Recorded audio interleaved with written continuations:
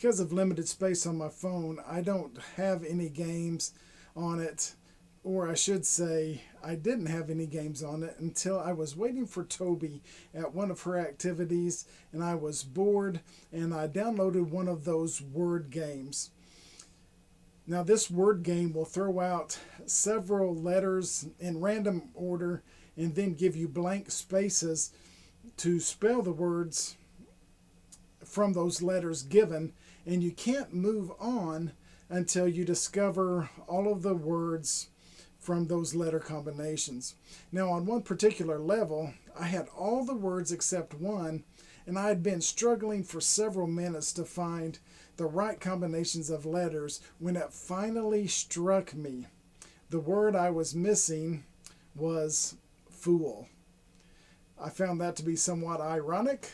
I also felt like the game was taunting me. Typically, being a fool is a bad thing. There are many disparaging and some humorous examples of fools in the book of Proverbs.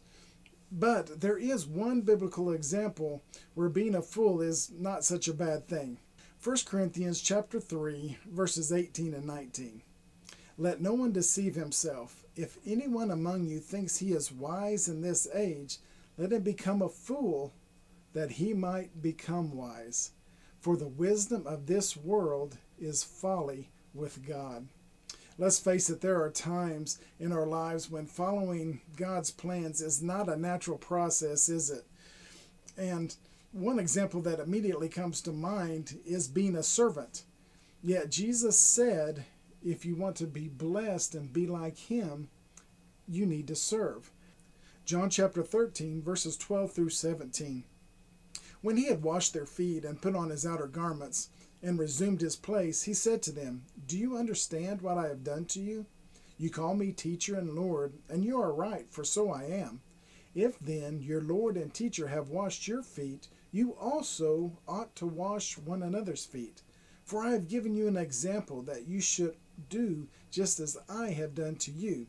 Truly, truly, I say to you, a servant is not greater than his master, nor is a messenger greater than the one who sent him.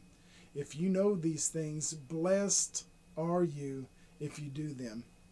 Following Christ requires us to leave our comfort zone, doesn't it? Like becoming a servant. It could cause us to make decisions that might not be popular in a world that we live in, and thus face persecution from that world. Because we are following directions of God in God's Word, we might face choices that do not make sense from a financial standpoint, but it makes sense for our spiritual well-being. This may seem foolish, but keep in mind our 1 Corinthians chapter 3 verse.